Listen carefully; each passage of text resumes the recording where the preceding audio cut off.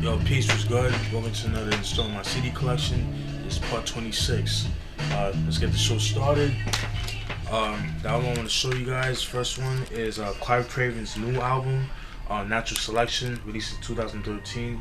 It was actually released on Halloween. That just passed a couple of days ago. Like I said, I did a review on this album.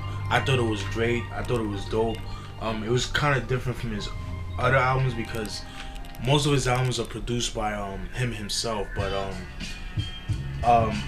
with this album it was kind of like more like different producers, but it still fit his style, and that's what was good about this album, you know what I mean? But yeah, Kraven, Natural Selections, released in 2013. Go pick it up.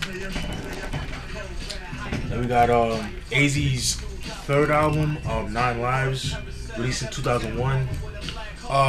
Everybody know who AZ is. MC from East New York, known for his affiliation with N.O.T.S. You know, he was with the Firm, you know, all that good stuff. You know, his first appearance on Wax was on Nas Illmatic's Life's a Bitch, track number 3. You know, that's what really brought him out to the world, and he put out Do or Die. Then he also put out Pieces of a Black Man or Pieces of a Man. Which I do. If I do have that, I don't think I have Pieces of a Black Man of a Man. Not sure if I do or I don't, but I think I do have that album. I definitely be doing a review on that. But anyways, getting back to this album. Overall, I thought the album was okay. Felt like it could have been a little bit better. It was kind of leaning towards the more commercial side of things, but not in a bad way. But I don't know. I'm just so used to like AZ from his first 2 albums, you know what I mean? But overall, pretty decent. Like I said, is what you would get from 2001. Singles I was known for. There's only one single off the album. Is Problems. Interesting fact about this album is that AZ had put out an album, like an EP, kind of like street album called Sosa, Save Our Streets AZ, back in 2000, and that album was kind of like a promo for this album. That album Sosa never really came out commercially. It was like more like a street album, so it was something we'd get like as like a mixtape in the sense, you know what I mean? So good luck finding that. You're not gonna be able to find that. But some of those songs were featured on this album, so you know, so you're not really missing much from that, you know what I mean? But yeah, very dope. I like it. Like I said, if you like AZ, then you wouldn't be disappointed. You know what you're getting yourself. You know what you're getting yourself into when you get into AZ. You know what I mean? This AZ Nine Livez released in 2001. All right. Then we got MC Lyte's 4th album, N.O.T.S, released in 1993. Overall, I feel like this is her best album. Maybe not her best album, but it's actually my favorite album from her. Everybody should know MC Lyte, one of the pioneers, MCs, like female MCs, one of the pioneers. She's brothers, Audio 2. You know that group Audio 2. You know that's her brothers and shit like that. But yeah, anyways, getting back to this album, very dope. This is like her most boom bap album. Like I said, if you guys like early 90s hip hop, boom bap, then you'll definitely enjoy this album. Singles I was known for is Roughneck, I Go On, which was a single, and what's the song? For some reason, she made a song called Ice Cream Man. I think it was called Ice Cream Man. But for some reason, it's not featured on this album. I don't know why, because it was actually made around this time. Anyways, it was actually made for the Mo Money soundtrack that came out back in '92 with Damon Wayans and Marlon Wayans, the classic movie. I mean, everybody and the mom should have seen that movie. If you haven't seen it, I don't know what to tell you. But yeah, very dope. I really like this album. Like I said, if you like early 90s boom bap hip hop, then you'll definitely enjoy this album. My opinion, this is my favorite album from her. Alright, MC Lyte, N.O.T.S, released in 1993. This is her 4th album. excuse me. Then we got East Coast Flava. This was released in 1998. This is pretty much a compilation album of the MCs that's, you know, underground MCs that put out like, you know, like 12 inches, like indie 12 inches from like, excuse me, from like the midnight, like from the early to mid to late 90s. I would say mostly like the mid 90s, mid to late 90s. No, I'm sorry, early to mid 90s. Like when I talk about like maybe like 93, 94, 95, 96, 97, like between 94, like 93 and 97, I would say some of these songs were actually like recorded and stuff like that. Overall very dope.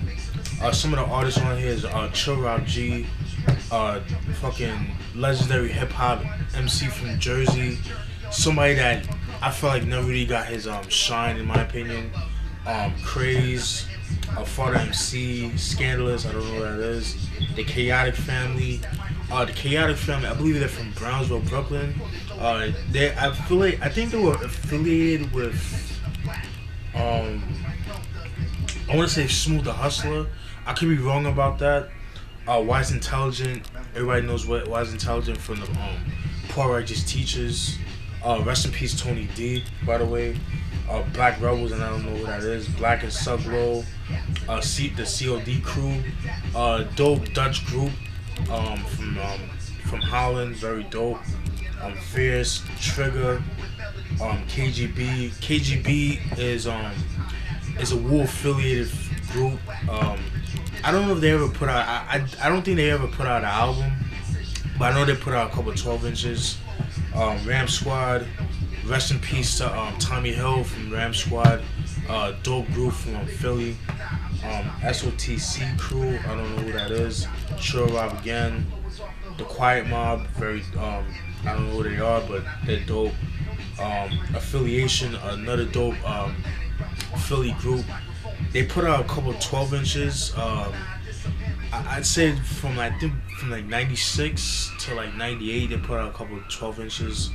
Ghetto Concept, another dope T-Dot Toronto hip hop group, very dope. Mahogany, Ricky, Cover, MCT, and that's it. Like I said, if you guys like 12-inch underground hip hop from the mid to from the early to mid 90s, mid to late 90s, then you'll definitely enjoy this album.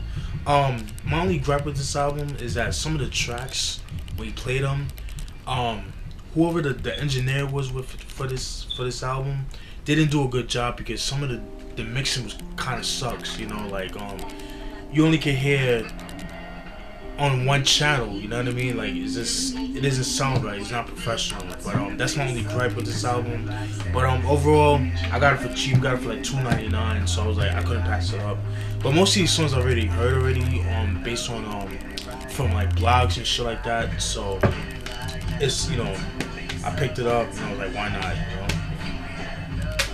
This is East Coast Flava, released in 1998. This is definitely out of print, but if you can find it for cheap, then I'll pick it up. Then we got a group called The Last Kind of Revelations, released in 2000.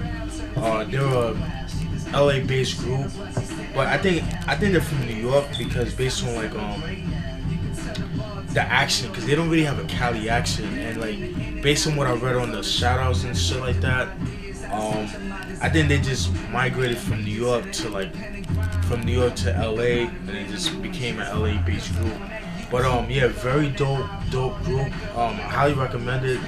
I just picked it up, you know, just out of the blue. You know, it was like a blind buy for me. But when I picked it up, very fucking dope. Boom bap shit, kind of reminiscent of DITC, but like DITC, like, you know, late 90s DITC in a sense, you know what I mean? But yeah, highly recommend it. If you could find this, pick this up. I got this at FYE like 2 years ago. Yeah, very dope. I like it a lot. Very dirty, gritty, underground hip hop. Then we got House of Pain's second album, The Same As It Ever Was, released in 1994. Everybody knows who House of Pain is. You know, Everlast, DJ Lethal, Danny Boy. They go nowadays as La Coca Nostra, which is just Slain and Ill Bill, and you know House of Pain, and those two together make up La Coca Nostra. But anyways, this is pre La Coca Nostra. This is when they were, you know, known for their affiliation with like Cypress Hill, the whole Soul Assassins crew. You know, DJ Muggs providing them with beats. Fucking love this album. This is actually my favorite album from them. Them and Truth. That long ass title, like the last album that they put out back in '96. The title, like I forgot the name of the title. It's a long ass title. It's like Truth Crush, same Earth Rises Again. You guys know what I'm talking about. But Singles is known for Who's the Man, which was also featured on the soundtrack Who's the Man with Ed Lover and Dr. Dre, the Fat Dr. Dre. What else? Who's the Man was a single, and On Point was a single as well. But yeah, very gritty, very dark. If you guys like Black Sunday by Cypress Hill and a little bit of Temple of Boom, then you'll definitely enjoy this album. I would say leaning more towards Black Sunday, then you'll definitely enjoy this album. House of Pain, same as ever was, released in '94. Like I said, very dark, very gritty. DJ Muggs, DJ Lethal. DJ Muggs, I want him to get back to that sound, like the SP1200, like that old school sound that we all love from Cypress Hill, you know what I mean? But yeah, very dope. Alright. Then we got Nine's first album, Nine Livez, released in 1995. Nine, he's an MC from the Bronx, New York. He's known for his affiliation with Funkmaster Flex and Chuck Chillout.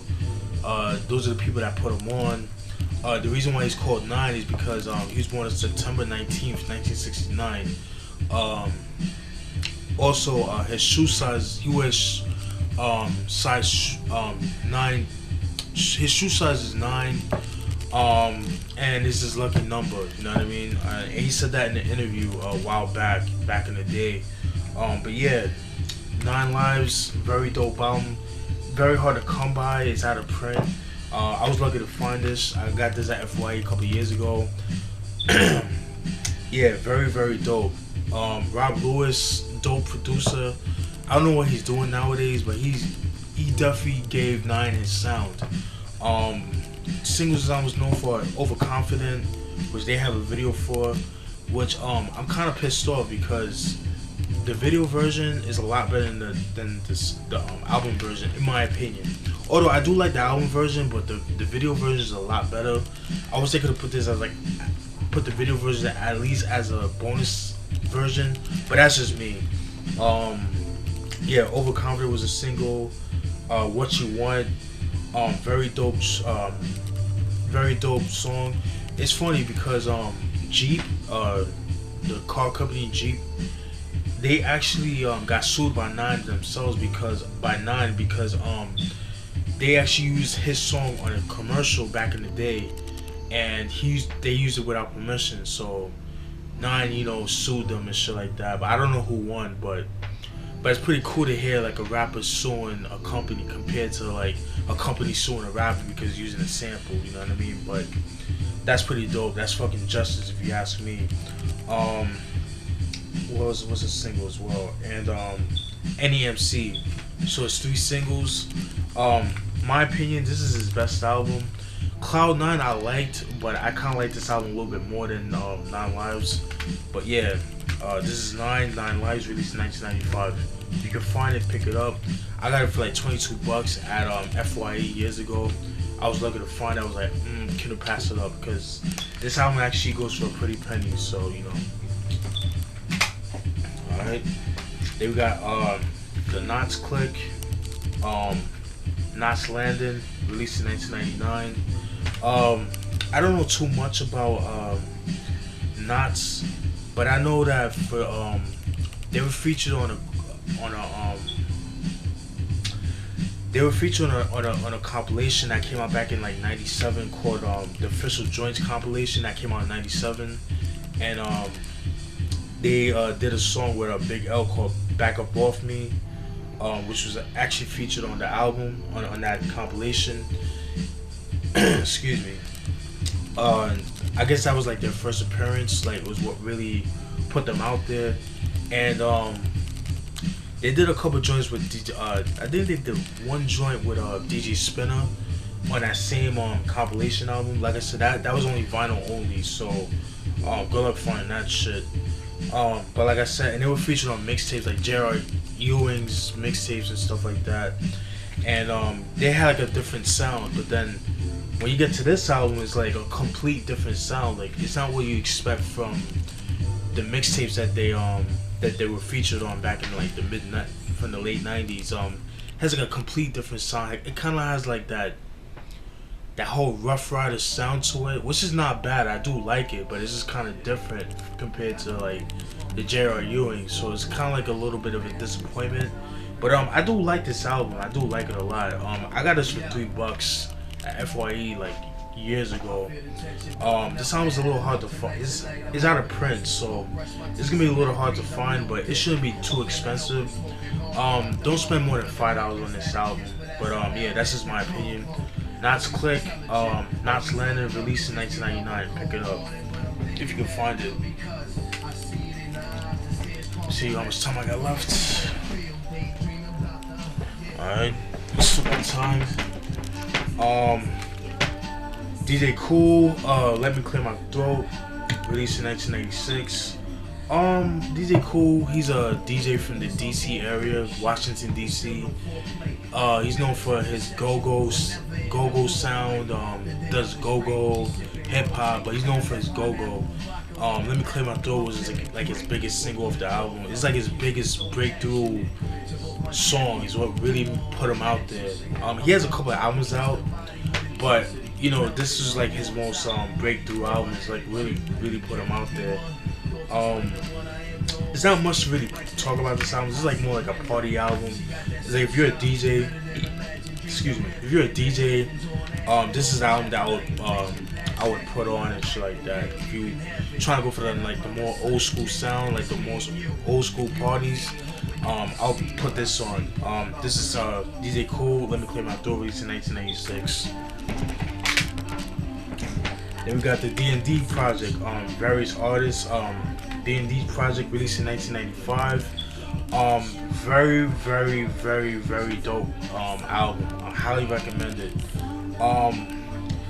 This is pretty much a compilation album of artists that was featured, that was under D&D Studios or D&D Records, I should say, at the time.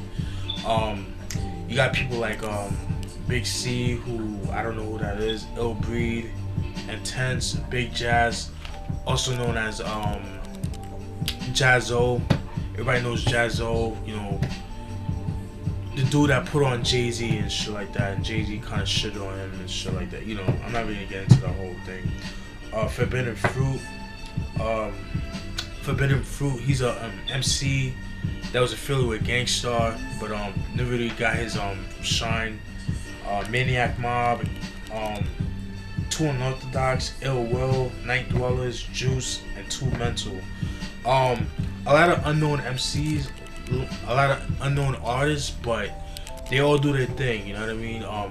Very gritty, very dark, fucking love it. If you guys like underground hip hop from the 90s, you'll definitely enjoy this album.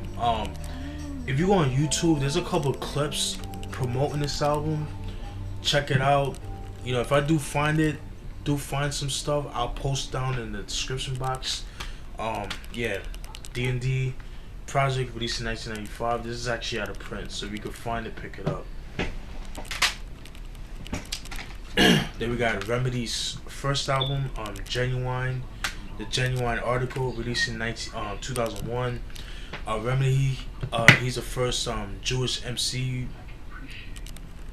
I hate to say it like that, but the first white MC signed to Wu-Tang, or Wu-Tang Records, I should say. That was affiliated with Wu-Tang, I should say.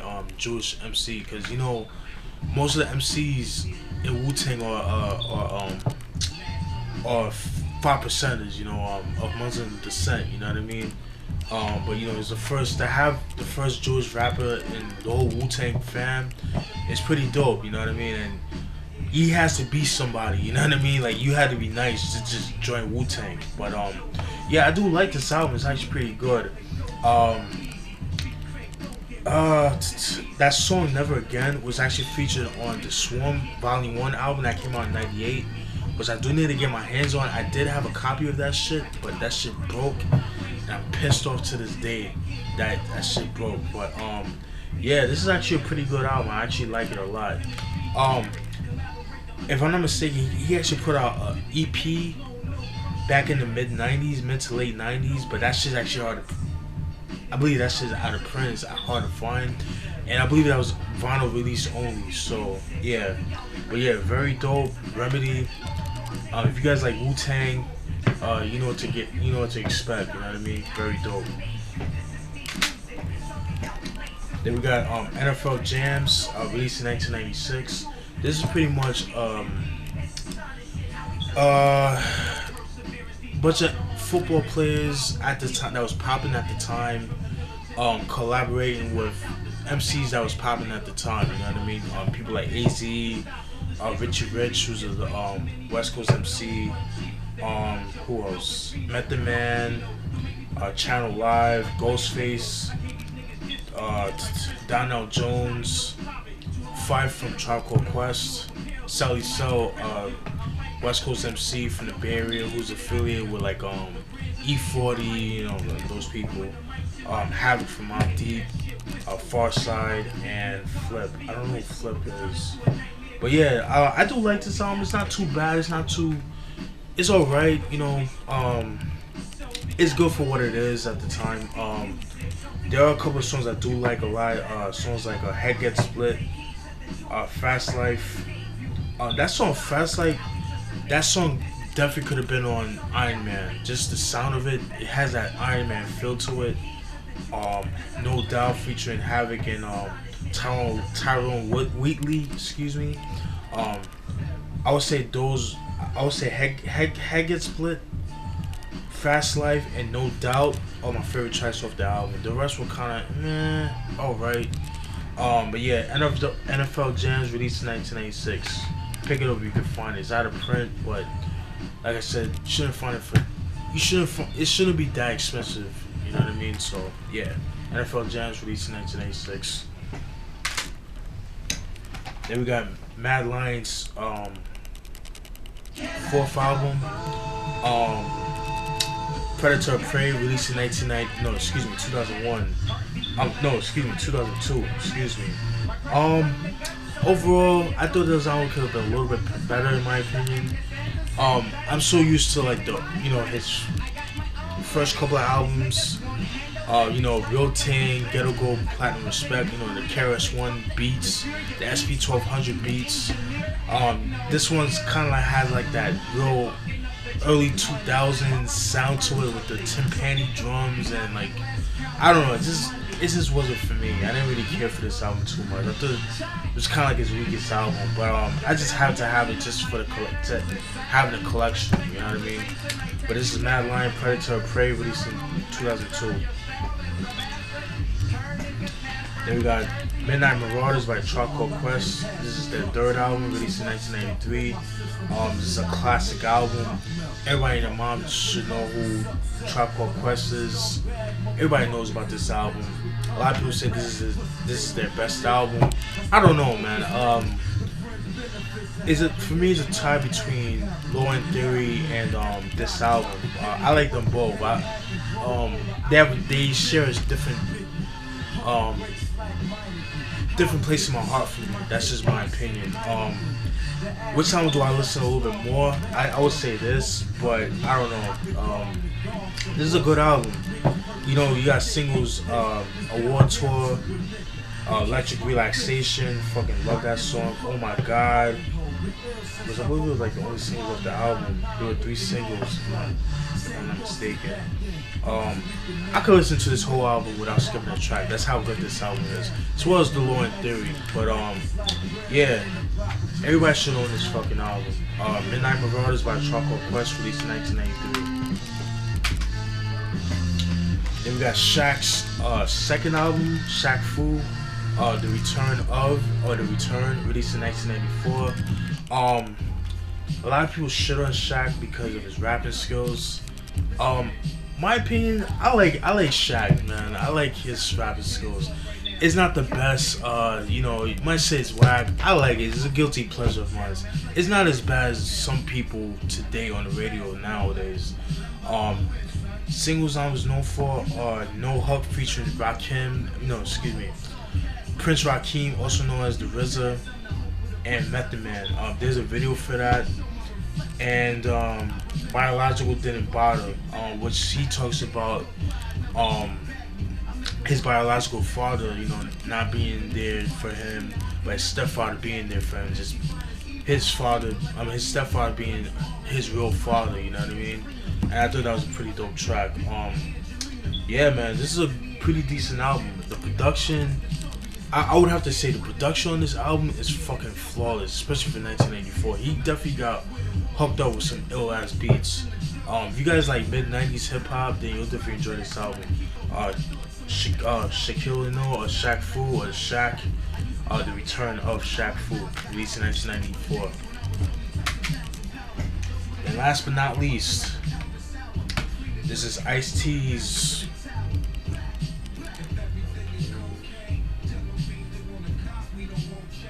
I want to say this is his 6th album, based on 5-6. Return of the Real, released in 1996. Very dope album, very underrated in my opinion. This was released on the Priority Records. This album I felt like didn't really get a lot of promotion, you know, because of like the whole Death Row. Like this album kind of got overshadowed, you know, especially with, you know, Tupac dying that year, you know, the whole East Coast West Coast beef. But yeah, this is actually a pretty dope album. I fucking love this album. It's not his best, but it's not his worst. But I would say it's his most darkest album. Yeah, man, this is a good album. Singles I was known for, I believe, is I Must Stand. But yeah, this album was actually out of print, so if you could find it, pick it up. Yeah, I would recommend checking this album out.